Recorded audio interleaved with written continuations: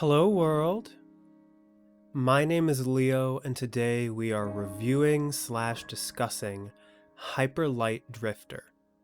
Now, I got done playing this game on the channel a while back and I really wanted to talk about it. It's an experience that stuck with me ever since the credits rolled. One of the reasons for that is because towards the end of my Let's Play, I found out about the context under which Hyper Light Drifter was made. The lead developer, Alex Preston, had been born with a congenital heart condition, and it's a condition that has affected him his whole life and will affect him his whole life, and it is one that could kill him at any moment. And he used this disease, these life circumstances, as inspiration to make this game. And you can really feel it in every aspect of this game's design, from the visuals to the haunting music to the gameplay to the world and the way this story is told. It's a game that feels extremely emotionally charged without ever needing to say a word. And so I kind of wanted to talk more about it from that perspective and talk about why the game has stuck with me and probably will stick with me for a while to come.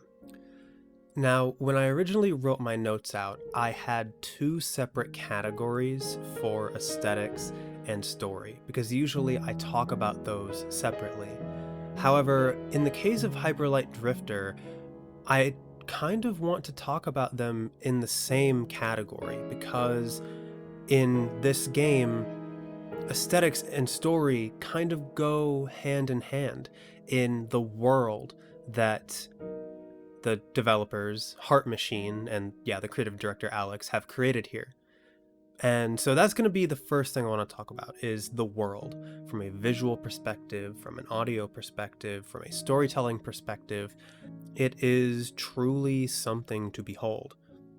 In terms of the aesthetics of the world, Hyper Light Drifter is a visual and oral masterpiece. Oral as in like listening, like the music and sound design. The art is so incredibly colorful and detailed, and looking at some of these vistas or taking in all of the detail of like the ruin around you, it truly gave me pause at times.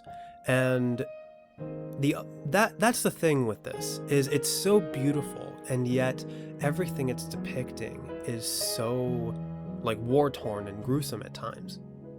Hyper Light Drifter's storytelling is purely visual, and it's some of the best environmental storytelling in any game I've played. And it always feels like the environment is telling a story. The game takes place in a post-apocalyptic world after the events of some major disaster left the world in ruin. And it is such a striking contrast to explore this world and see all of these things that have become decrepit and broken beyond repair and even outright dangerous, rendered with such beauty. This world is divided into 5 regions, a hub area, and 4 regions surrounding it. And each of the surrounding regions has its own problems and its own consequences of what happened after this disaster struck.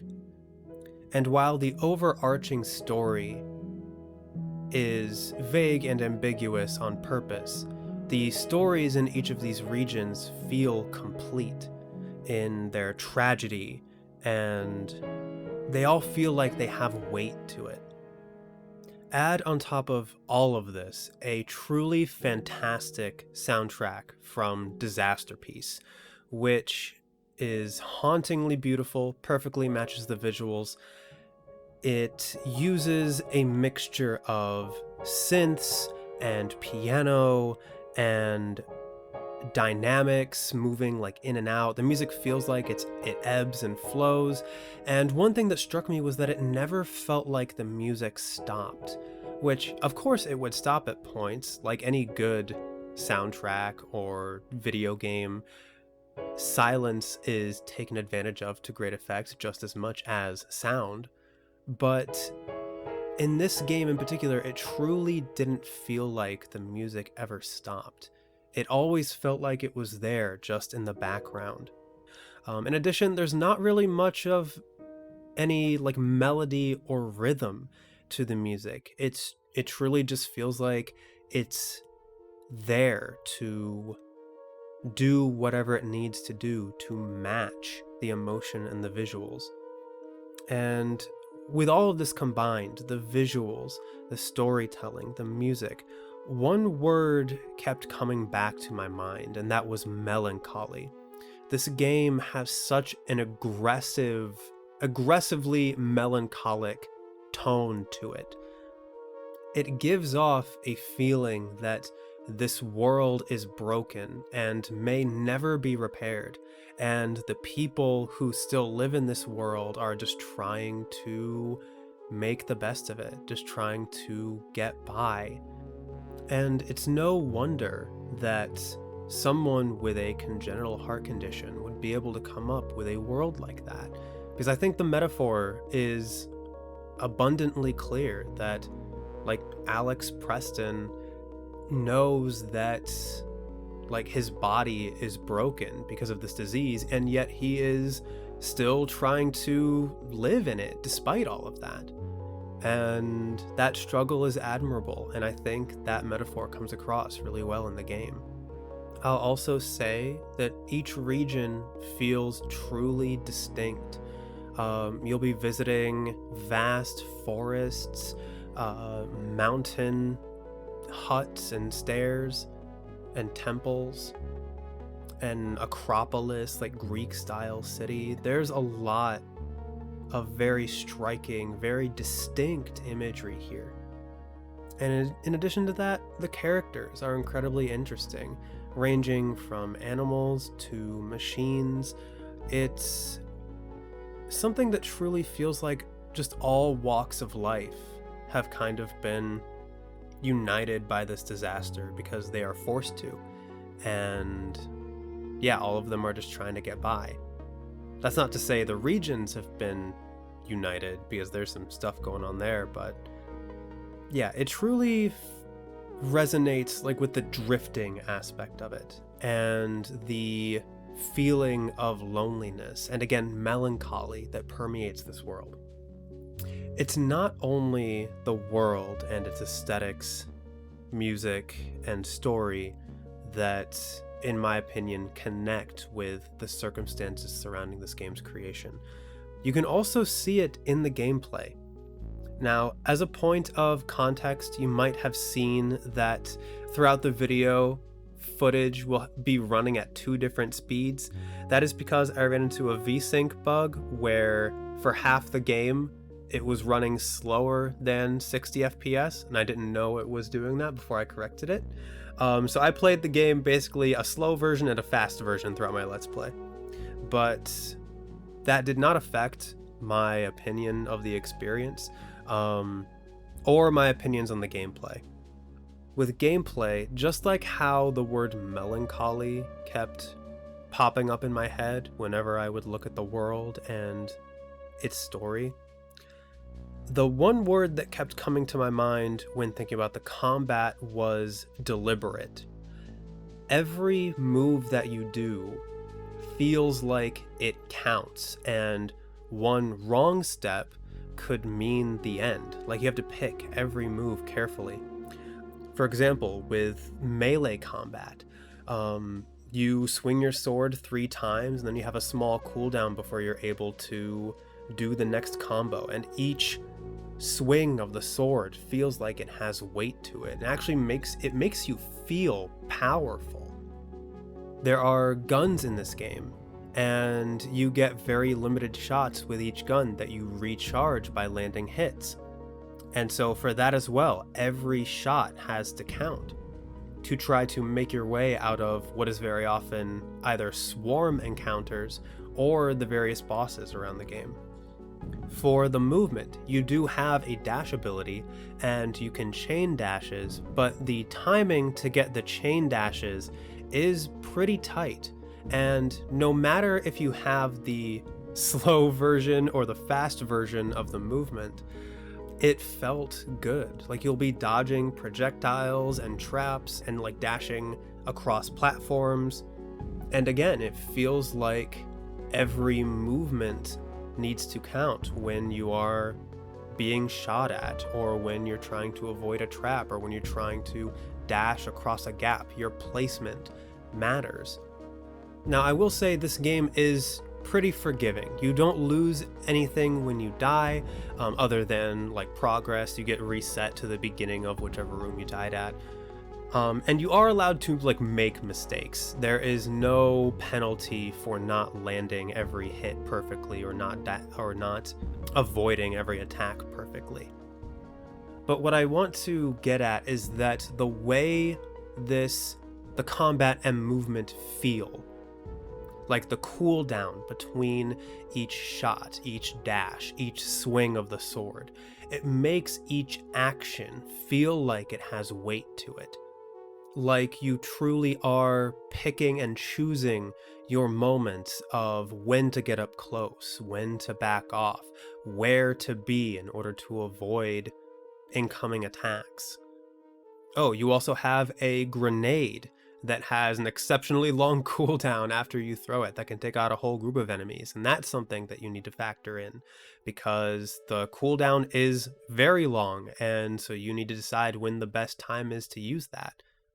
And again, I feel like that really connects with the circumstances that inspired this game, because if you have a disease that will kill you at any moment, every action feels like it needs to count a little bit more.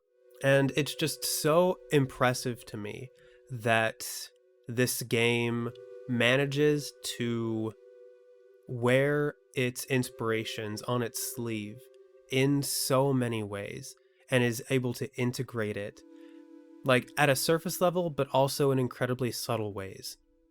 And Heart Machine and Alex Preston should truly be commended for that. That is a very impressive feat.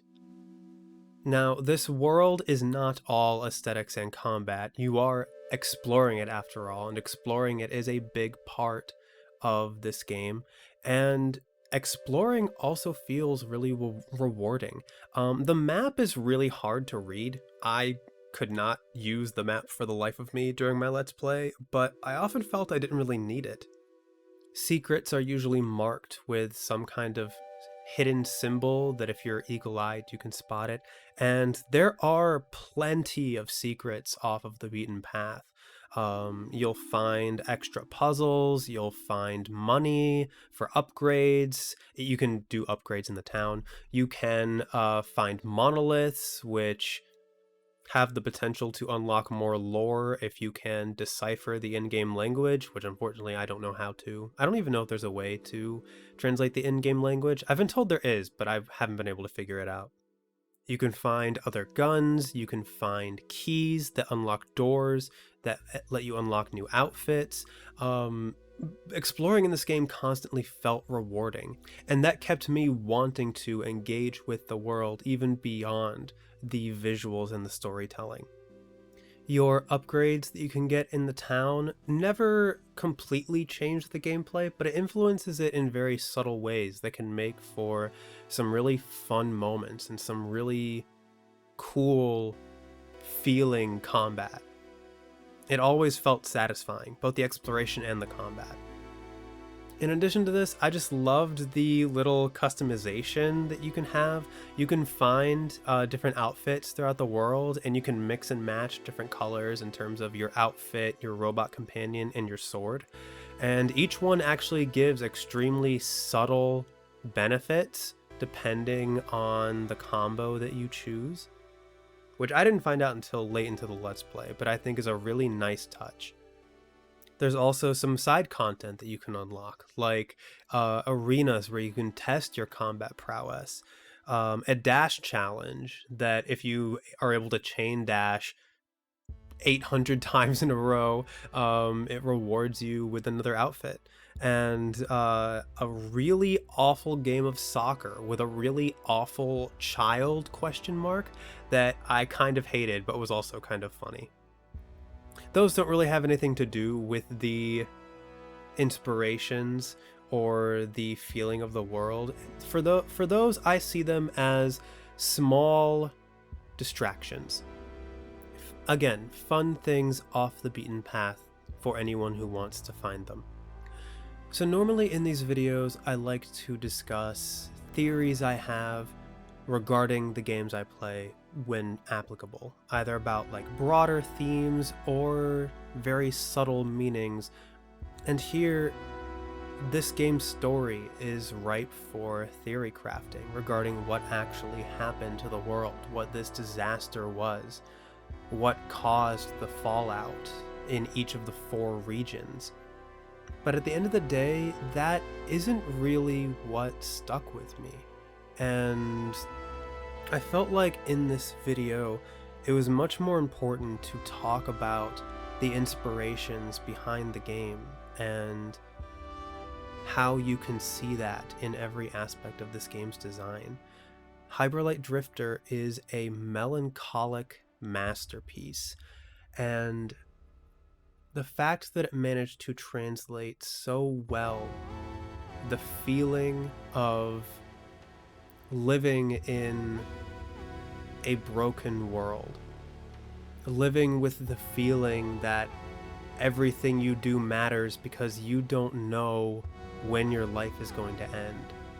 That is why this game is going to stick with me for a long time. And that's what I felt like I needed to talk about the most. Hyper Light Drifter is truly an amazing experience, and I highly recommend it. Thank you to everybody for watching this video. This one felt like a really special one to me because there was a very specific vibe that I wanted to nail with this one, because this game is very much about vibes and emotions and feelings, and I hope that was able to come through. Please let me know your thoughts on my review or the game itself if you've played it in the comments below. I would love to hear your thoughts on the game or anything I've said. And yeah, if you haven't already, please consider subscribing, ringing the bell, all that good stuff. And yeah, I'll see you guys in the next one. Goodbye!